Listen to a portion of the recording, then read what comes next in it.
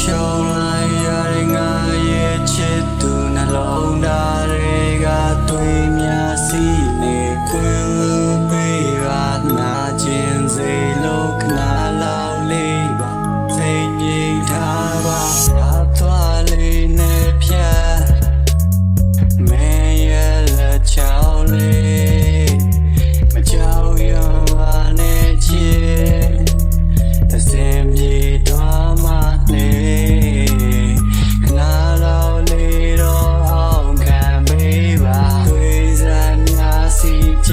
တာနဲ့ခံကလေးဆက်ဖို့တော့တွေ့ခြင်း